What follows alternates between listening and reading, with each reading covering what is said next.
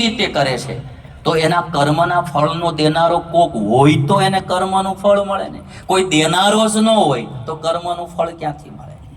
એને આધારે મારે તમને કહેવું છે કે ઘણા લોકો એવું કહે છે કે ઈશ્વર જેવું કોઈ તત્વ નથી, આ આખી દુનિયા સ્વાભાવિક ચાલે છે, સ્વાભાવિક ચાલે છે, આનો કોઈ સર્જનહાર નથી, કોઈના કોઈ કર્મનો ફળ દેનાર નથી, સ્વાભાવિક દુનિયા ચાલે છે, એટલે એ ઈશ્વરમાં માનતા નથી, એને નાસ્તિક કહેવામાં આવે.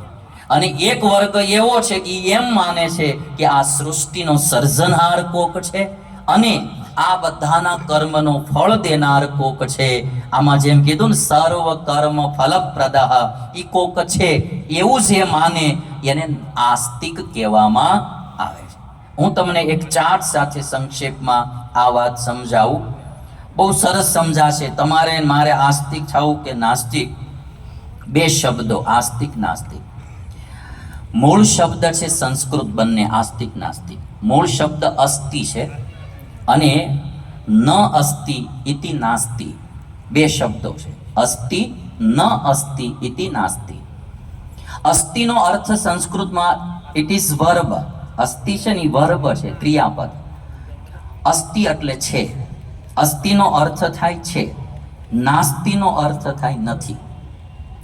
રામઃ અત્ર અસ્તિ, તો રામ અહીંયા છે.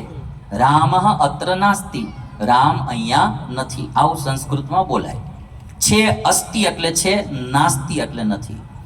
જે અસ્તિ એવું માને કે છે એવું માને એને આસ્તિક કહેવાય, જે નાસ્તિ એવું માને એને નાસ્તિક કહેવાય. અસ્તિ ઉપરથી આસ્તિક શબ્દ બન્યો, નાસ્તિ ઉપરથી નાસ્તિક શબ્દ બન્યો.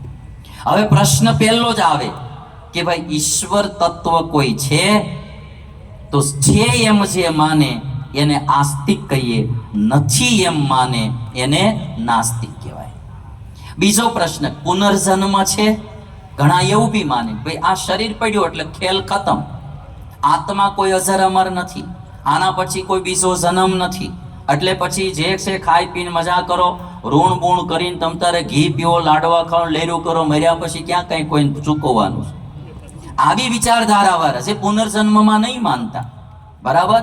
તો એ લોકોને શું કહેવાય? પુનર્જન્મ છે નથી એમ માને તો એ નાસ્તિક, છે એમ માને તો એને કહેવાય આસ્તિક. કોઈ એમ પૂછે કે સ્વર્ગ નરક છે એમ માને એ આસ્તિક, નથી એમ માને એ નાસ્તિક. તો મારે ને તમારે એક વાત નક્કી કરવી, ક્યારેક ક્યારેક વિચાર કર્યા કરો, આ દુનિયા એની મેળે સ્વાભાવિક ચાલે છે એવું લાગે છે કે કોક આનો સર્જનહાર છે, કોક આનો નિયંતા છે, કોક આના કર્મના ફળનો દેનારો છે.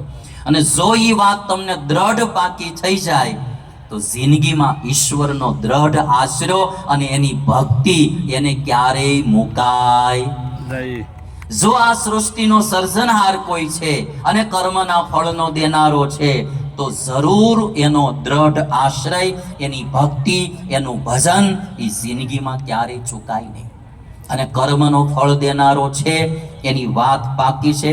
દેવો અને દાનવો બે જણાએ ભેગું સમુદ્ર મંથન કર્યું. 50-50 પાર્ટનરશિપમાં સૌથી પહેલો બિઝનેસ કોઈ શરૂ કર્યો હોય તો એ દેવો અને દાનવોએ કરેલો.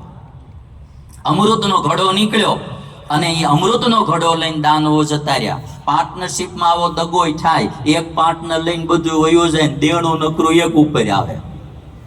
એટલે દેવો દાનવો વયા ગયા. ભગવાન પાસે જઈને દેવોએ કહ્યું કે અમારું અમૃત તો ગયું. ભગવાન કે ચિંતા કરોમાં, કર્મનો ફળ દેનારો હું છું ને ઈ કે. અને ભગવાને અમૃતનો ઘડો દાનવો પાસે લઈ મોહિની સ્વરૂપ ભગવાને ધારણ કર્યો.